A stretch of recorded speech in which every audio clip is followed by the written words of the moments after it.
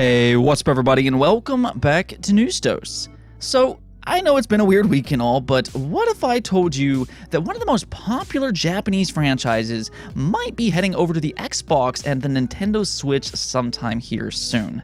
Yeah, it does look like some more evidence popped up that could point to this potentially happening sometime in the near future, so we'll talk about that a little later on in the video. Then also, the Xbox Series S continues to look like just an absolutely brilliant move on Microsoft's part, and the Nintendo Switch surpassed a major milestone. Yeah, a lot to go over today, but as usual, if you do find yourself enjoying the video, go and hit that like button below, as it does help out the channel a ton. And while you're at it, hit that bell notification and subscribe button as well. That way you can keep up to date with all of the latest gaming news. Other than that, though, let's go and start the video off with yet another Silent Hill leak. Now, I know that this game has been a bit of a disappearing act in recent years. We hear about it every once in a while, and then it vanishes, and, it's kind of like James Harden in a lot of ways, but it's back once again. We do have yet another leak for Silent Hill, this time coming from Dusk Golem, a well-known insider in the industry, which has proven in the past to have a pretty good track record, especially when it comes to horror games. Well, this time, Dusk Golem took to Twitter to post this. Silent Hill leak. There's a lot I'm not sharing for now. This is from a relatively new source for me, but I have been given more than enough proof to believe them.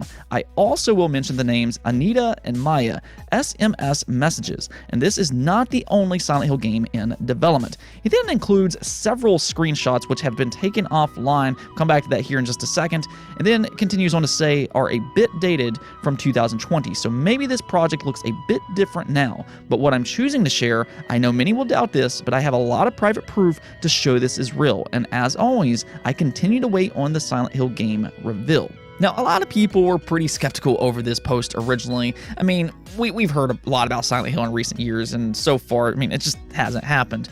But what makes this so interesting are those screenshots that have been taken down. Dusk Golem was actually hit by a copyright strike, which later on was revealed to be none other than Konami. Yeah, this is looking like a very legitimate leak as of this moment, and for you Silent Hill fans out there, it does look like you all have something to look forward to, hopefully sooner rather than later. Next up here, Nintendo did announce yet another Switch Online Plus expansion pack game, being Kirby 64 The Crystal Shards. This will be coming over to the subscription service on May 20th, and I think that this is actually perfect timing here. Now, the reason I say that is because this is coming off the success of Kirby and the Forgotten Land. So right now, Kirby has a lot of mind share, and in my opinion, I do think that The Crystal Shards is actually one of the better Kirby releases in general. I did grow up with this game, and prior to the Forgotten Land, this was actually my favorite entry within the franchise. I always really liked combining all of the different powers within Kirby 64. So I do think that this is a great inclusion here, and if you finished up with Forgotten Land here recently, and if you're wanting more Kirby action, then this is a great game to pick up when it releases into the Switch Online Plus expansion pack on May 20th. Now, speaking of success, we did get the NPD results for the month of April, revealing the best-selling hardware and software in the United States. And really, all of the big three, being Nintendo, Sony, and Xbox, they all have something to be very happy about here. We'll kind of get back to that here in just a moment, but first, I want to take a look at the software because something just happened that I never thought would have happened. This is pretty incredible stuff, but if we take a look at the top 10 best sellers for the month of April, you can see here that LEGO Star Wars Skywalker Saga came out in first place. Elden Ring continues to sell very well at number 2. Then you have MLB The Show 22 in third place. Fourth would be Kirby and the Forgotten Land. Fifth, Switch Sports. Number 6 is Call of Duty Vanguard. Sitting here at number 7 is Horizon Forbidden West. 8 is Mario Kart 8. It's just amazing how that game continues to sell as good as it does. But continuing on, you have GT7 at number 9, and then Pokemon Legends Arceus remains in the top 10 right here at the bottom. So there you have it. Those are your top 10 best-selling games for the month of April in the United States. But what's so incredible here is actually Elden Ring. It is now official that Elden Ring has overtaken sales of Call of Duty Vanguard in the United States, making it the best-selling game of the last 12 months in the country. That is absolutely mind-blowing. I mean, we're talking about a From Software game here surpassing a monster of a franchise in Call of Duty. From Software has officially made it to the mainstream, and it kind of shows you that you can make these challenging games and have a lot of success.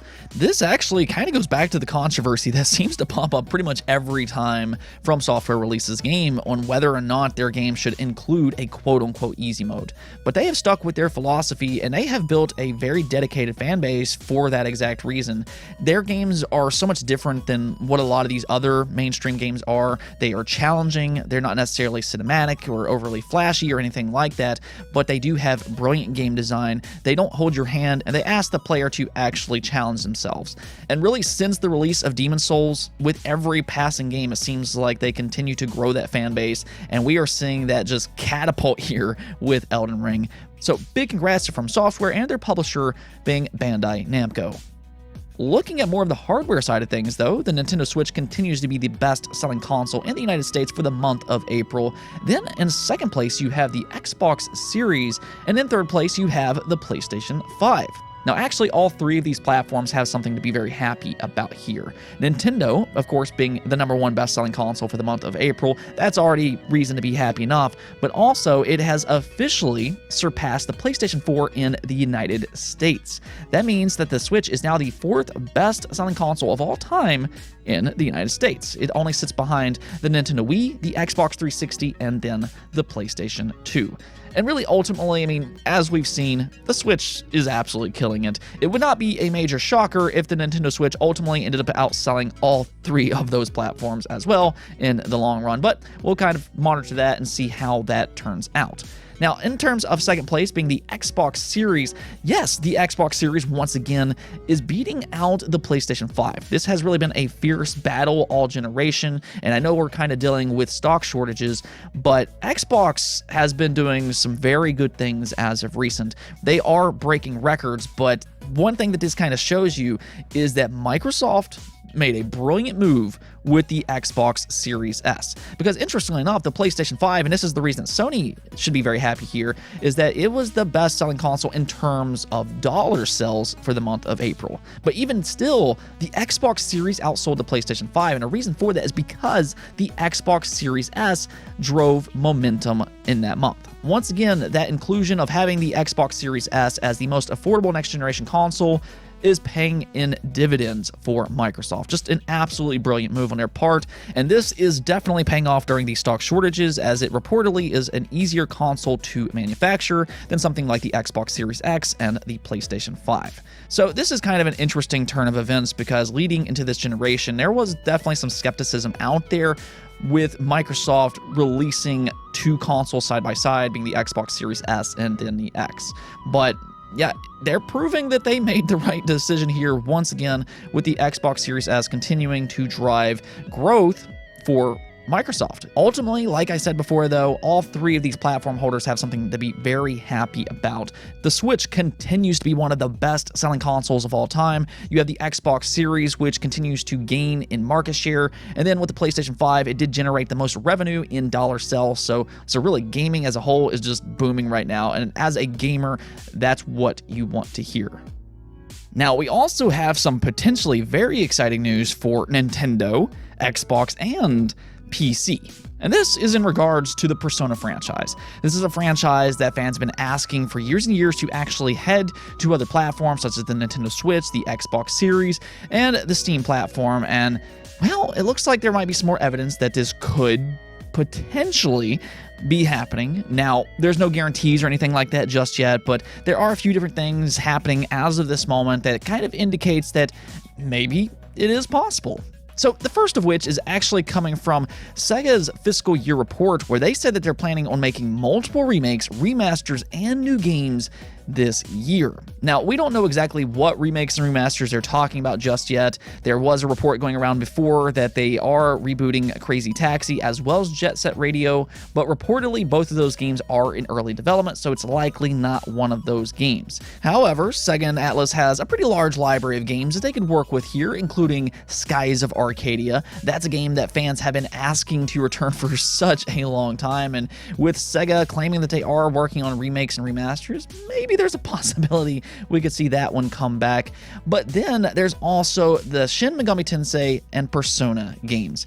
There has been an overwhelming amount of requests for these games to head over to other platforms. And this is where the story gets really interesting, because Sega is also sending out a new survey, and one of the questions that they actually ask is whether or not fans would like to see the Shin Megami Tensei and Persona games head over to other platforms such as Xbox, the Nintendo Switch, and then PC. Now, they actually ask about other franchises as well, such as Etrian Odyssey, and whether or not you would like to see those on other platforms. But this is particularly very interesting when you also take into consideration that Sega just confirmed that they will be releasing remasters and remakes this year. So all of these games would be potential candidates. No, it's not necessarily a confirmation that these games will be heading to other platforms, but this really isn't the first time that we've heard about these games possibly heading to other platforms. It does seem like at the very least, Sega and Atlus are considering maybe porting some of these Persona games over to other platforms such as Xbox and the Nintendo Switch. And really, as long as there's not some type of exclusive deal with Sony, then this would be an absolute no-brainer. We already saw the results from Persona 4 Golden on Steam. It's still amazing that Sega was so shocked at how successful that game was on Steam, but I think that that release kind of opened their eyes a little bit. Like, hey, we're sitting on a gold mine here. These Persona games, they're very popular, and we can put these on other platforms and make a lot of money, as they did with Persona 4 Golden. So I think that that was already kind of the first sign that we could see some more Persona entries, at the very least, head over to Steam sometime in the future.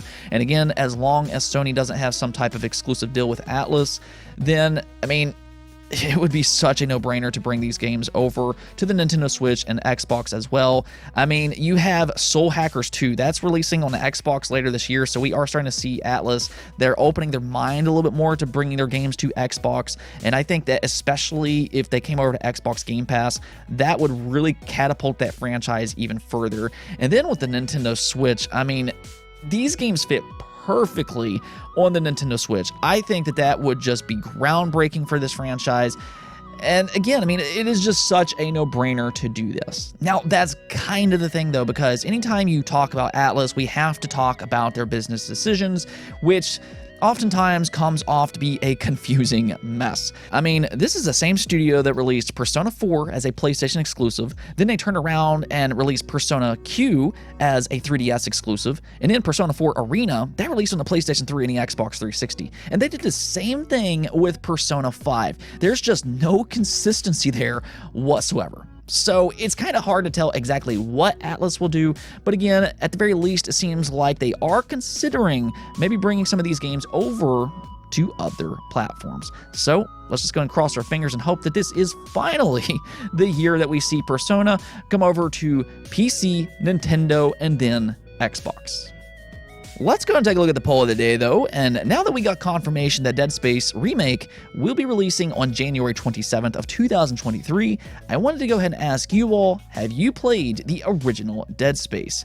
And actually, most of you all have, with 54% of you saying yes, while 43% of you said no. Now, that's still a pretty large portion of you that have not played that original Dead Space, so that's kind of where this remake could definitely grow here. And if you are one of those that said no, and if you like horror games, or if you like Resident Evil, this is definitely a game you might want to pay attention to. Dead Space was heavily inspired by games like Resident Evil, and it's also viewed as one of the all-time great horror games in general. So as long as they do this remake justice, this game could end up being a must-buy release when it comes out next year. And I'm actually personally looking forward to this one, not just because it's a good game, but also because I never actually finished the original game. I don't remember how far I got into the game, but I do remember enjoying this game, and the atmosphere was just so overwhelming. And back then, I was a bit of a scaredy cat, so my heart, it just couldn't take it.